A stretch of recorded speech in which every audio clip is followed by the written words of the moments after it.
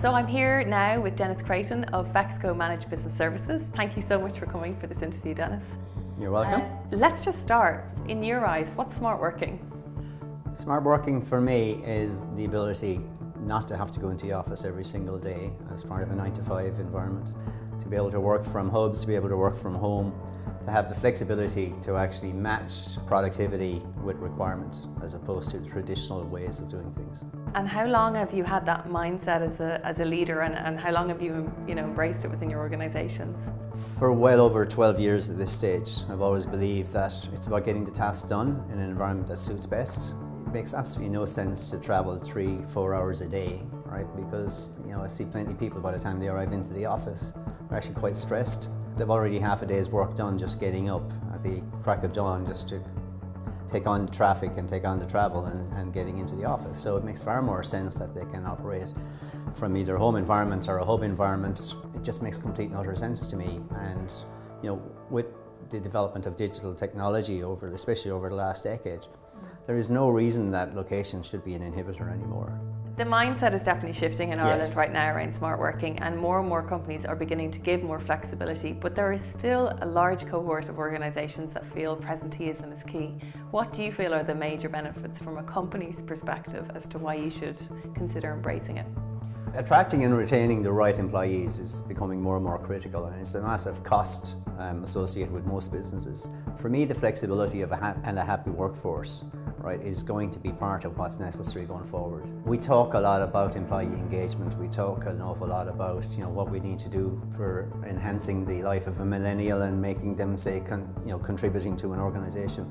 This is about flexibility. This is about a changing trend globally, a move away from the idea that you can only work if you're in an office environment. So that flexibility, my personal experience, both as an employee myself historically, but also at my own team, I get more hours of productivity, right, in a work flexible environment than I actually do probably in an office environment. That flexibility shows that you actually are listening to what the employee wants as much as anything else. A lot of companies have the perception that are just tech roles that can be done outside of the office, or perhaps it's just the cold calling or the basic customer service. But my feeling on it is, if you send an email in the evening on your phone, or you write a document on your laptop outside of the office, you're smart working.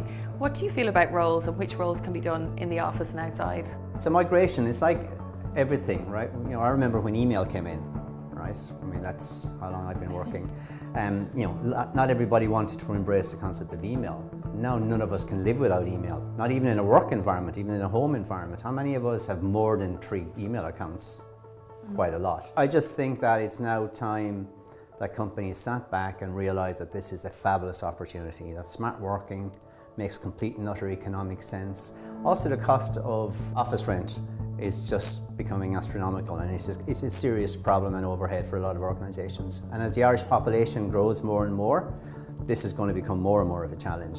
You mentioned about talent attraction, and one of the key things of smart working is you start to access amazing talent that are not currently employable because you're expecting them to come into the cities. So whether it be returning parents or aging population or people with mobility issues.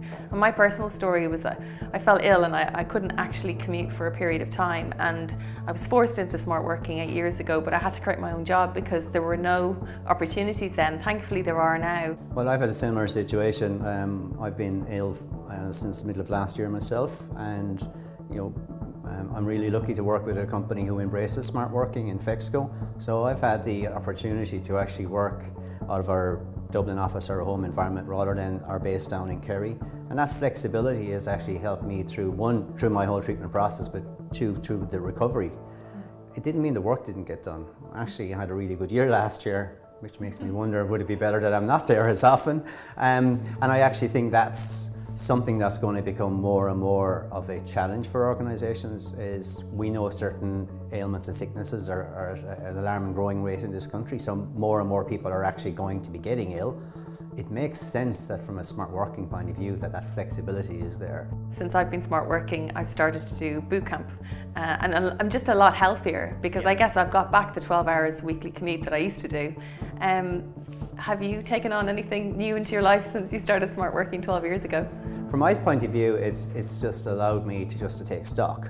I mean, I still find because of smart working that I actually probably do 60 hours a week, every week. Whether I'm not advocating that for everybody, but it works for me. I mean, sometimes it's nice not to have to sit in traffic. I am just a fan of non-commute. Yeah. Right? I do not understand, having been out of it for a number of years, right? And I look back at my own life when I was commuting for 3 hours every day, 5 days a week, 15 hours of my life wasted, right? That's nearly 2 working days. So when you start to do the mathematics on this, it makes complete sense. Whether you want to do 2 or 3 days in the office, but have it as part of a different work ethic, a different way of actually working. Just because you're not in the office doesn't mean that you're not contributing at a higher level. What about trust? You know, that word that people don't necessarily say, but it can be such a barrier to embracing. I'll be the first to admit, when the concept of home working came out many years ago, I wasn't a huge fan. Because to me, if I couldn't monitor, I couldn't really measure, I couldn't know what was happening. But then I moved into a productivity level, and for me, once the job is getting done, I don't actually have to see the person. And if you work in an organization where there are hundreds of people or thousands of people, you're not going to know everybody. Actually, you're going to know very few. And who cares if a desk is empty? Actually, if you've got your proper rotation element of it, you're not going to need as much space, and you can actually use hot desking a lot better. It's going to take time, but it is rapidly changing over the last 10 years. I mean, people look at smart working and say, oh, I don't really know if that's something we'll ever do. Well, actually, you're doing it already. Yeah. I don't know any organization that isn't actually doing smart working in some guise or another. The more people that do it, the more organizations that do it, the more retention you see, the better productivity you see, everybody will start to embrace it. Where we've got people working with us from all over the world, Yeah. right? We might see them once every 3 or 4 months. We don't need it, as in physically. You know, Skype is there. We live on Skype and a variety of other products. Brazil, Portugal, Spain, Eastern Europe, America, Philippines, all available as part of a global team. It doesn't work for everybody, as in some people want to be in an office environment every day.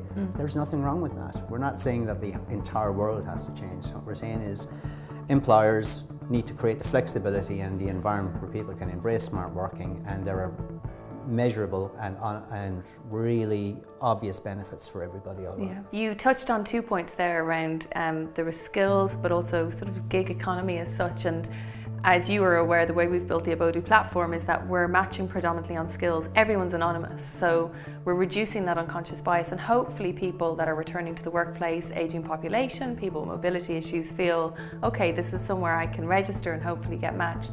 But the gig economy is interesting because all our marketing has to be, you know, to employees who want to smart work. But we are seeing contractors register on Abodoo and want contract work so they can travel the world. What do you think is the future of smart working for the gig economy? I think more and more people will want to go on contract work. The mindset has to change, right? The employees are out there looking for change. So the marrying of the two is getting closer and closer. Creating the flexibility, knowing your people.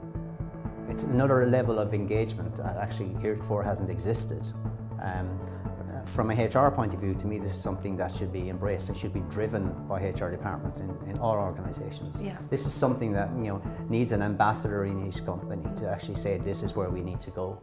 And more, this to me will be a differentiator. This will be commercial reality of actually best performing companies. I love it, smart working ambassador. Every company should have one. Absolutely. Yeah, it's wonderful. Okay, so I just made that up as copyrighted, okay? it's too late, we own it. We've done a national survey with Vodafone and Abodoo, and what came back was quite shocking. 77% of employees want smart working. A third will actually leave if not offered. And on SMEs, only 9% are currently offering flexibility. So do you have any words of wisdom for the other 91% that are maybe watching?